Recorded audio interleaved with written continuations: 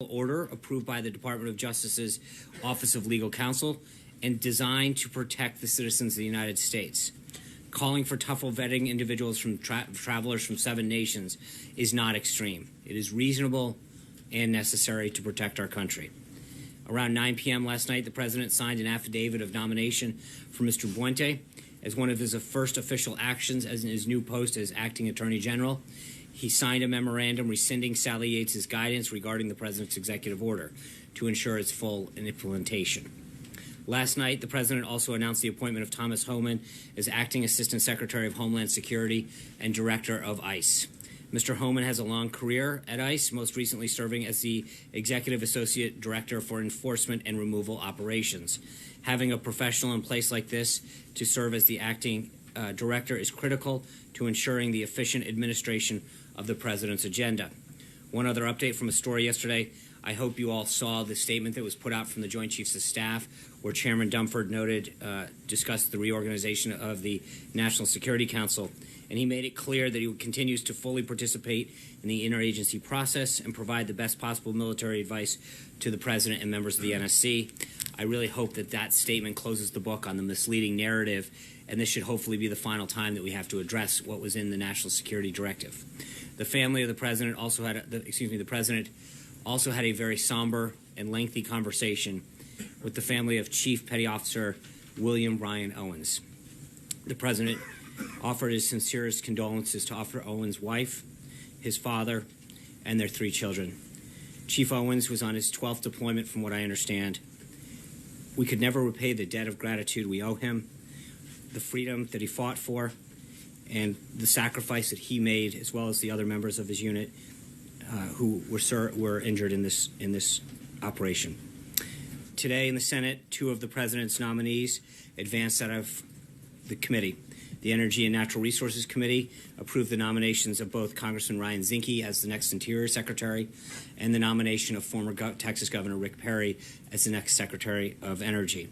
Elaine Chao also gratefully received the approval of the full Senate to become the next Secretary of Transportation. I expect further guidance on her official swearing in to come very soon. The Senate Democrats have done everything in their power to slow the work of the Senate, while the President continues to take decisive action, just like he promised during the thing. So it's unfortunate the Senate Democrats remain so out of touch with the message that the American people sent this past November. The people want change. President Trump is delivering that change, and the only response from Senate Democrats so far is to try to stall the core functions of our government. I know that I've repeated this every day, but honestly, it's getting a bit ridiculous.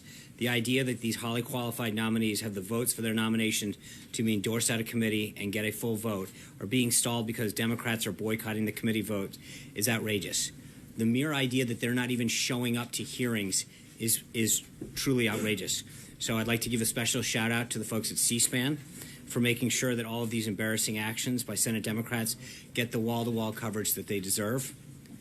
Voters are going to remember what senators stood in the way of when President Trump trying to install his agency and department heads the next time their name is on a ballot. I don't mean to sound like a broken record, but the numbers don't lie. 16 of President Trump's nominees to head major department agencies are still waiting to be confirmed. At the same time, in 2009, President Obama only had 7 of these people waiting confirmation. In 2001, President Bush had all but 2. Moving on, here at the White House this morning, we reiterated the President's intention to continue to enforce the executive order protecting employees from the anti-LGBTQ discrimination while working for the federal government or contractors. Also this morning, the President had a breakfast and listening session with major pharmaceutical company executives and in the Roosevelt Room. Merck, Johnson & Johnson, Celgene, Amgen, Eli Lilly, and the Pharma Trade Group were represented at the meeting. Chairman Greg Walden, chairman of the House Committee on Energy and Commerce, also participated. During the meeting, the President commended their progress in lowering drug prices, but also reiterated his insistence that there's more work to be done. He promised to continue reducing the burdensome regulations that raise the cost of doing business in America. He was pleased to hear that the chairman of Amgen, Robert Braidway, discussed how 1,600 American jobs will be added by Amgen. This administration will continue to prioritize jobs and make it easier for businesses around this country to hire more Americans. The President had lunch with Mayor Giuliani just a short time ago, who serves as the CEO of an international security firm, Giuliani Partners, and was tapped by the president to lend his expertise to the administration's cyber efforts. Mayor Giuliani was asked to initiate this process because of his long and very successful government career in law enforcement and his 15 years in private sector security, providing solutions for the challenges that we face in the cyber world. During the transition, the president announced that he intended to host a series of meetings with senior corporate executives from companies that are facing challenges such as hacking, intrusions, disruptions, manipulations, theft of data and identities, and securing information from technological infrastructures. These are the same challenges facing the government that are facing public entities and businesses, and the president believes that solutions to these issues will often come from the private sector. Following the lunch with Mayor Giuliani, the president will host a listening session with these cybersecurity experts and Mayor Giuliani. No consensus or advice on the recommendations resulting from the group are widely expected, but we do expect a spirited, wide-ranging discussion regarding the growing cybersecurity threats that our nation is facing. Later this afternoon, the president will sign an executive order, or potentially sign one, that the federal government's cybersecurity efforts and give leaders the tools they need to keep the country safe from cyber attacks. The order does three main things. It secures the federal networks we operate on behalf of the American people. It'll work with industry to protect critical infrastructure and maintain our way of life, and it will advance the cause of Internet freedom. More information will be available later this afternoon, but the executive order is the first step in the president taking the address of new security challenges in the 21st century. The vice president today participated in the Republican policy lunch in the Senate. He'll hold several meetings with members on Capitol Hill, the beginning of extensive outreach by our legislative affairs team on the president's Supreme Court choice. Tonight, the vice president will swear in Elaine Chao, as I mentioned. We'll have further updates. We expect it to be at 5 o'clock in the ceremonial office across the way in the old executive office building. Secretary Chao is one of the most successful cabinet American officials in American history, having been the longest tenured Secretary of Labor since World War II, and also serving as the Deputy Secretary of Transportation under George H.W. Bush's administration. She's the perfect choice to lead the Department of Transportation into what promises to be a significant period of modernization and improvement. As I already mentioned, the last thing on our schedule for tonight is the president's announcement of the next Associate Justice for the Supreme Court. Tomorrow's the kickoff for Black History Month, and the White House is excited to host a series of events this month in recognition of it. In particular, the U.S. Post Office will hold a ceremony tomorrow celebrating the official issuance of the Dorothy Height Forever Stamp. Dr. Height led the National Council of Negro Women for 4 decades and is a true pioneer in the civil rights movement. Finally, a couple administrative notes. On Friday, the president will depart from this White House to the Winter White House down at Mar-a-Lago, where he'll spend the weekend and be holding meetings. Further guidance on both trips will be coming out throughout the week. And I'm excited to announce that following up on our announcement of expanding the press briefing room to Skype seats, we'll officially be launching the briefing room tomorrow. The inaugural panelists will be Natalie Herbeck from Fox 8 in Cleveland, Ohio, Lars Larson of The Lars Larson Show, Jeff Joby from Joby Publishing in South Central Kentucky, and Kimberly Kalunian from WPRI in Rhode Island. Not sure how she snuck in there.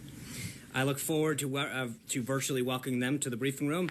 And with that, some questions. John Roberts. The removal last night of Ms. Yates from her position has raised questions as to how this president will deal with dissent in the ranks currently and in the future. Does he see what she said yesterday as a difference of opinion, an act of insubordination? How would he read it, and how will he act on similar things in the future? Well, there's a big difference, John, between listening and sharing ideas and executing lawful orders. It is the right of every American to express their idea and opinion, and frankly, that's what you've seen the president do today. We're talking about leaving, at the 2 o'clock hour, him sitting down with cyber experts to get their opinions and ideas how to protect our critical infrastructures. But there's a difference when she, as the acting attorney general, is not only responsible but required to execute lawful orders and defiantly says no. As someone who has chosen to lead a department, she was rightfully removed. That is a position of leadership that is given to somebody who is supposed to execute orders that are handed down to them properly. of which that executive order was 100% done. Ironically, it went through their offices, the Department of Justice Office of Legal Compliance. So the idea that it went through the entire process of which they were part of, and then she chooses not to execute it, actually is bewildering as well as defiant. So is the president? So, sir, can I just follow up on that? So is the president laying down a marker now to all of his cabinet secretaries and all of his other officials to say, if I give you a directive and you do not follow it, you're gone? Well, I think that kind of comes with the job, right? If you don't believe in the president's agenda, and I think every one of the cabinet members, every one of the appointees understands that they serve at the pleasure of the president. We talked about this at length during the transition. This isn't about joining the government to execute your ideas or your initiatives. The president was very clear during the campaign, whether it's economic security or national security, that he has an agenda that he articulated very, very clearly to the American people. And that, hold on, thank you, and that it is his job to lay that vision out, and that the people that he appoints and nominates and announces as staff members or cabinet level members or agency heads, their job is to fulfill that. And if they don't like it, then they shouldn't take the job. But it is the president's agenda that we are fulfilling here. Trey. Thanks, Sean. As it relates to the executive order today, how will the Trump administration ensure the digital privacy of all Americans as the president looks to strengthen U.S. cybersecurity? Well, look, just to be clear on the executive order, I think one of the things that the reason the president wants Mayor Giuliani and some of these cyber experts to come in is to get their ideas, to make sure that where we're headed in cybersecurity is fulfilling the intent that ensures that our critical infrastructures throughout the government and frankly throughout business, to the extent that the government can be helpful in that, are protected and secured. So I just want to caution what we may or may not do today. I think the president's got a pretty good idea where he's going to go, but I think he wants to hear what Mayor Giuliani and some of these other experts have to say about the steps that we can take in terms of executive action that will help secure further these critical infrastructures. April. Sean, I have a couple of questions. I want to go back to the issue of this travel ban. Well, first of all, it's not a travel ban. I think you heard Secretary Kelly, and I apologize. I just want to make sure I get this straight. I think Secretary Kelly or one of the other individuals that got up there from DHS mentioned, I think 1 million people have now come into this country. That's not a ban. What it is to make sure that the people who are coming in are vetted properly from 7 countries that were identified by the Obama administration. A ban would mean people can't get in. We've clearly seen hundreds of thousands of people come into our country from other countries. Sorry. Okay. But mind you, I have 2 questions. I know, of course. So with all of this happening, and as you're trying to give specifics about what's happening, what is the concern about the fallout from other countries who are viewing this still in a certain way? Have you looked at the fallout and how to counter it and how to work with these other countries that may be allies or even may not be allies in order to prevent something from happening? Well, I think, April, one of the things that we're doing is trying to make sure that people understand what actually happened. You know, I saw reporting today that Secretary Kelly was out of the loop and he was on a plane and flying, and then it was reported on one of the networks and major institutions about what happened. Secretary Kelly comes out and says, I was briefed on this time, I was talked on this time, the edits came from my staff. I don't know how, I don't want to spend each of these briefings talking about misinformation, but at the end of the day, a major newspaper and a major network reported today that they were kept out of the loop. The secretary detailed multiple occasions in which he was briefed on it. His staff made edits to it. I don't know how much more, and so I think part of what we're trying to do is make sure that people actually understand what happened, what the process was, and what the order actually does. Because when we use words like travel ban, that misrepresents what it is. It's 7 countries previously identified by the Obama administration where, frankly, we don't get the information that we need for people coming into this country. Because what this isn't about is not just the people. It's about the information that another country provides us. So we work with other countries, and we have systems in place to ensure that when you travel from our country to or from their country to our country, or vice versa, that we are sharing information about passengers and citizens that are going in and out.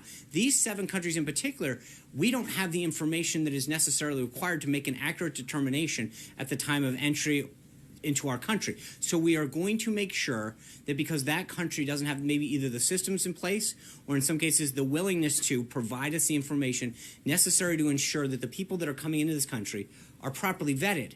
This isn't about refugees, it's about travelers. And that's what this is about. And so part of what we're doing is, frankly, making sure that other countries understand exactly what was in the order, how it applies, what it means to visas and waivers and all this kind of stuff. But for the most part, you've seen a lot of panic and then people actually stopping, reading the order and realizing, oh, that's it? And I think that's where we've tried to make sure that people have the facts. So you're doing outreach for that. We're not just doing outreach. I think we're doing as many briefings. Secretary Kelly going out there a little while ago with the head of both ICE and CBP is trying to make sure that people understand that the process is working correctly, it's working very well, that the government is doing what it's supposed to protect its people, and that's the number one thing that we can do. Yeah. Well, wait a minute, I'm sorry. You're right. Okay, yes. Now, the president met with the pharmaceutical heads. Yeah. When is this meeting scheduled for Congressman Elijah Cummings and President Trump? After that call, Right. President Trump made My understanding is that Congressman Cummings he was invited to this meeting. He had a scheduling conflict, and we're looking at setting it back up. But he was invited to the meeting today. He informed us he had a scheduling conflict, and we're looking to get it back on the books as soon as we can. One-on-one, not That's what I expect at this point. It'll be one-on-one. Sean? Come on. Yeah. Thanks a lot, Sean. Does the president anticipate a difficult confirmation fight for his nominee, whoever that is? No. I think that we've proven so far that the Democrats can try to obstruct, but at the end of the day, the will of the American people is going to overcome that.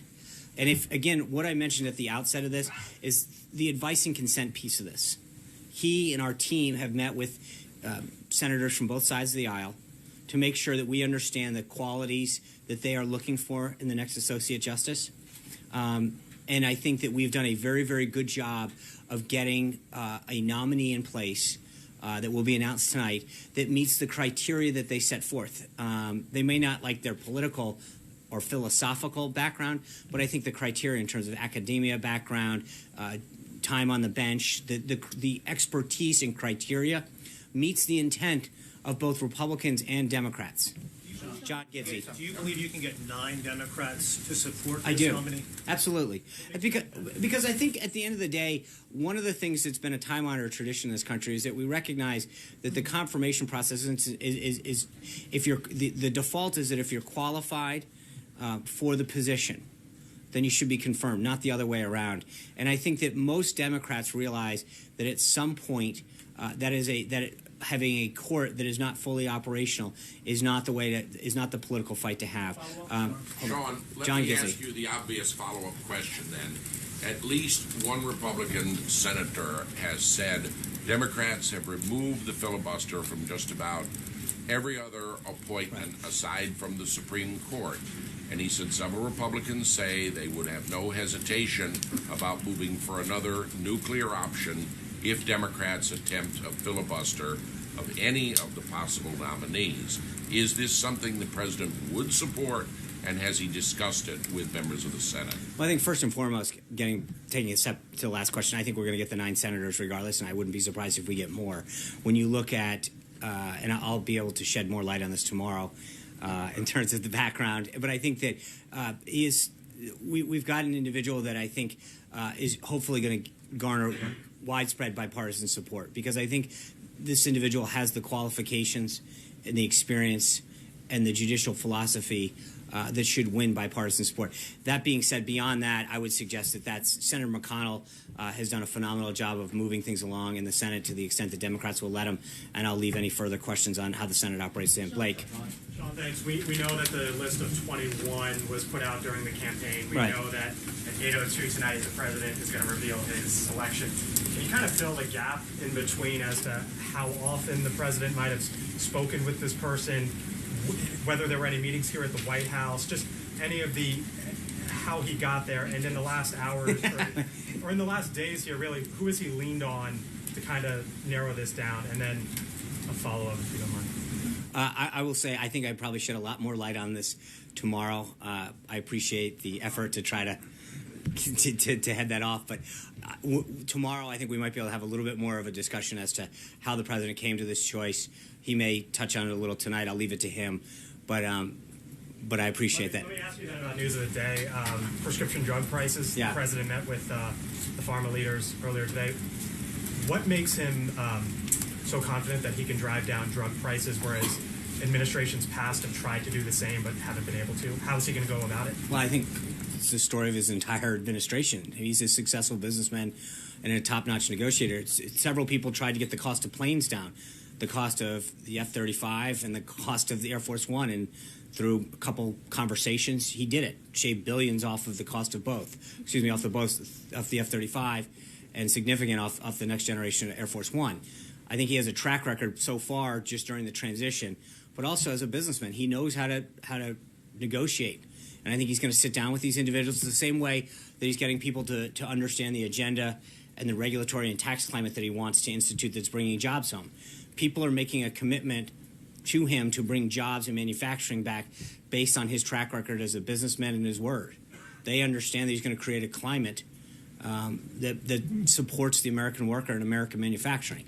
So I think, you look over and over again, the number of companies that want to come back and say, we want to be part of this agenda to grow the economy and to create jobs, or to help you fight on behalf of taxpayers, and I think you're going to continue to see that. He understands the challenges that the bureaucracy that's holding back some of the negotiating, that's allowing these prescription drug prices to drop or get the best deal for the government in cases whether it's Medicare or Medicaid, who are such large buyers of the VA, that you've got such purchasing power that's not being utilized to the full extent. Hunter Walker.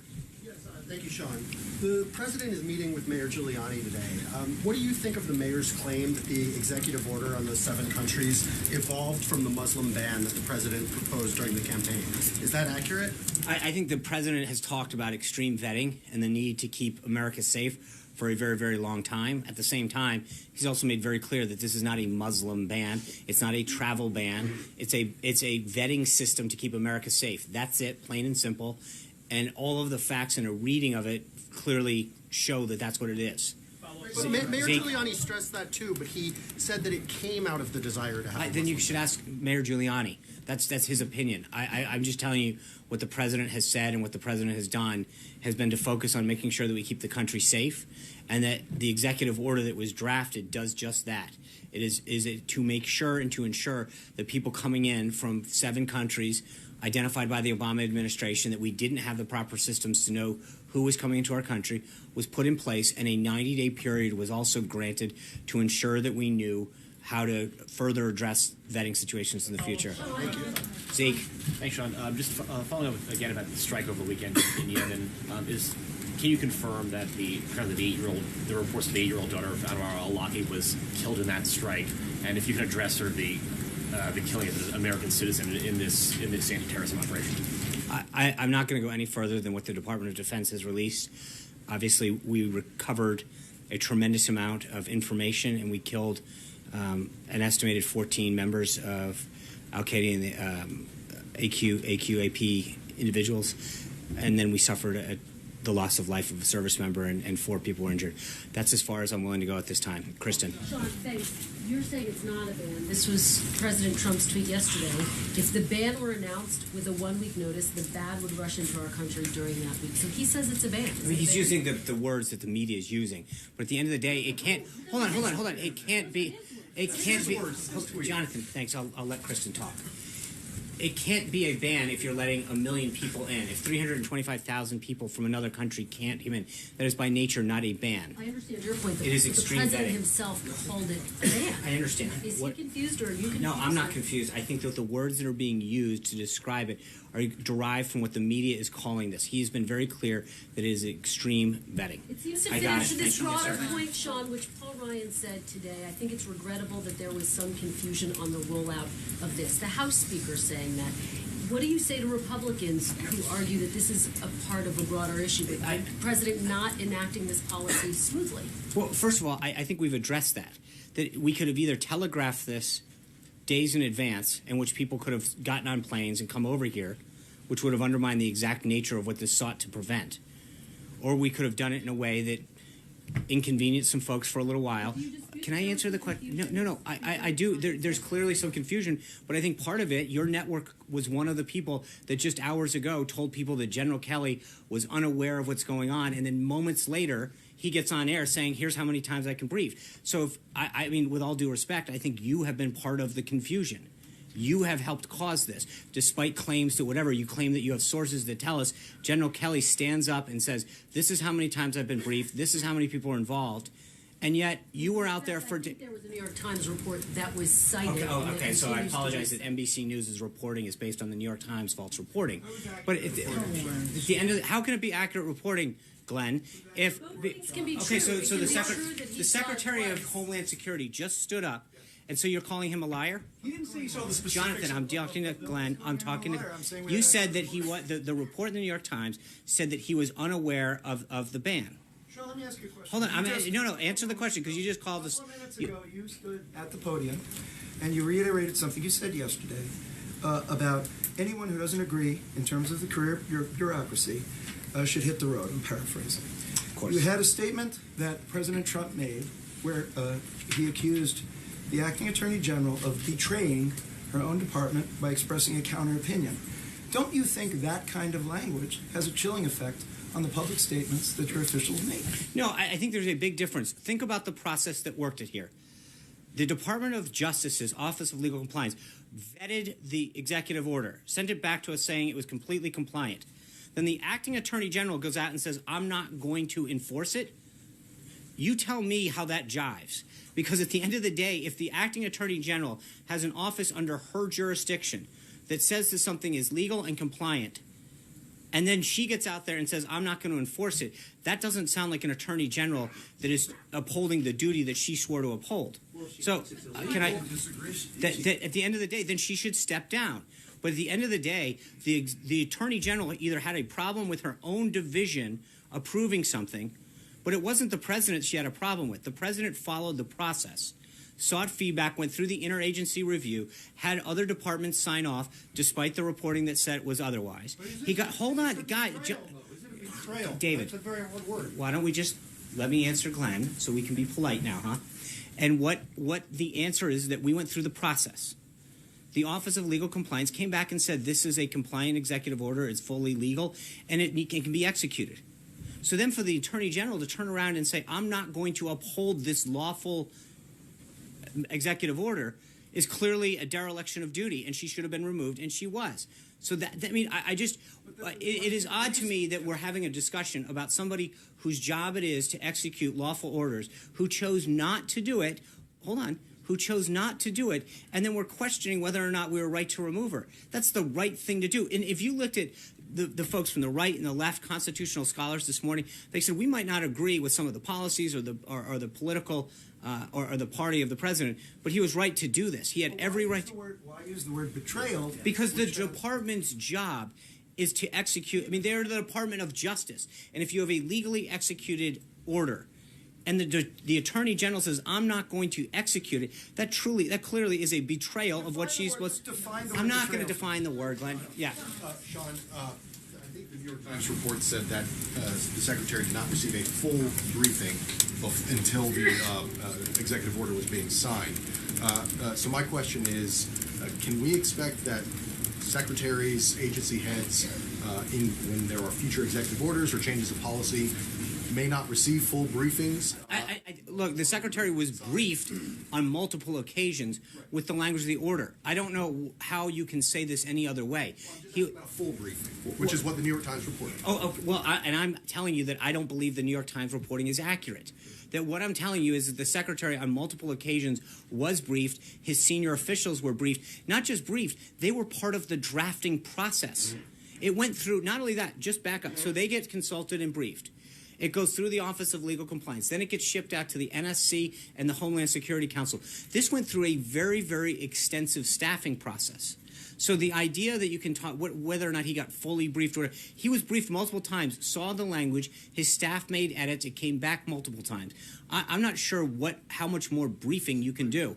Yes. Thank you, Sean. Zoe Daniel from Australian Broadcasting. Thanks for taking the question. The Australian government made a recent deal with the Obama administration whereby the US would take refugees from Australia's offshore detention centres. Now, most of these people are from Iran, but also some are from Iraq and Somalia, among other places. Can you confirm that this deal is still on? Are those refugees exempt from what you describe as the extreme vetting, or will that deal change or be delayed? Yeah, so the deal specifically deals with 1,250 people that are mostly in, I think, Papua New Guinea being held. Those people, part of the deal is that they have to be vetted in the same manner that we're doing now. There will be extreme vetting applied to all of them. That is part and parcel of the deal that was made, and it was made by the Obama administration with the full backing of the United States government. The president, in accordance with that deal, to honor what had been agreed upon by the United States government, in ensuring that that vetting will take place in the same manner that we're doing it now, will go forward. Yeah. Big question, looking at a bigger picture. This president, when he came in, said he was going to gather us all together, that he was going to bring us together, and the actions taken in the first 10 days seem to indicate otherwise from people in his own party. The use of the word betrayal. How is this president going to address the fact that people are looking to him to bring people together, and yet, with his own words, seems to be driving us apart? I think that's a very one-sided way of looking at this. I think he's brought. I will. I think he's brought unions together, business leaders together, Republicans, Democrats, Independents. I think someone who doesn't carry out an act and using that as a way that describes that he's not bringing the country together is not exactly a representation. Hold on. I'm not. The president has done a tremendous amount through both what he has said and done, more importantly, to start to bring this country together. And his policies, frankly, are focused on keeping every American safe and getting every American a higher paying and better paying job. I think that is something that benefits all of us. Sarah. I'd asked you about a shield law for journalists last week. You said you would get back to this? Hold on. Ask real quick on trade. Now that notices have been given to the TPP countries, are you considering any changes in the roles of your three sort of official trade negotiators? And what area of the globe are you going to start first on negotiations? Well, there's no change in their roles. I'm not entirely sure. I think they, as announced, he is the U.S. I mean, he's got to be confirmed first. But the U.S. trade representative is clearly the leader of negotiating trade deals. And Wilbur Ross and Peter Navarro and Jason Greenblatt. There's a great, unbelievably robust, brilliant team that has continued to work on behalf of deals and renegotiating, looking at them. So it's a two-step process. I think, number one, we're going to re-examine all of the current trade deals, figure out if we can improve them. But secondly, I think we're going to start talking to other countries around the globe, including some of those TPP partners. I think of the 11 other countries, 5 of them we have current trade deals with. So you would examine those to see if we can improve upon them, and then look at the other countries in there and see if there's a willingness to engage with some of those other countries. Yeah. Sean, the president has previously indicated that he would encourage the targeting of families of terror suspects. Is that still his current position? When did he say that? It was on Fox. Right. He said the other thing with terrorists is you have to take out their families. Well, I think he's been very clear that when it comes to seeking out ISIS and other terrorists, he's going to lean on Director Pompeo, General Mattis, and seek their opinion on stuff, and I think that will be continued. Sarah? And the families of terror suspects, civilian members of families. Thank you. Sean. Right back. I got you. Sean. You on Guantanamo, Sean, thanks for taking this question. I know that you've indicated at that podium that there will be further action. What does this look like? And there are 5 detainees that have been cleared for transfer that are sitting at Guantanamo. With this administration take action in the next coming months on those detainees? I think all of those actions are being currently reviewed, and we don't have anything further at this time. Yeah. Hi, Evan Wayman with ENA News. Thanks for taking the question. The Obama administration's endangerment finding undergirds the Clean Power Plan. Does the president still plan to revoke the Clean Power Plan, and would he perhaps even go further and try and revoke the endangerment finding? Well, I think the president's made very clear with respect to energy policy that he wants to review all of the options that we have to use our natural resources to better the country in terms of wind power, solar, clean coal. We're in the process of reviewing all of our energy policies. I'd go back to note that we don't have an energy secretary confirmed right now because the Senate hasn't yet moved forward with that. I hope that once that's done, we will have further updates on energy. Matt. Sean, Sally Yates was obviously an Obama appointee who was holding on through the transition. How many more of them are there throughout the government and at this time as the transition and confirmation process plays out? And do you expect any more problems from any of the other ones? In some cases, we've held some individuals over because they hold a critical position within government. In some cases, we've named folks as acting. It's a case-by-case basis. And again, I think part of it right now is the president wanted to focus on getting his cabinet up and complete. We'll continue to make nominations both at the deputy, under, and assistant secretary level, but in key agencies, so ICE being one of them where it's an assistant secretary, but there are 30 other agencies where we've named acting heads to ensure that as we move through the confirmation process, we have somebody in that position to ensure continuity of government.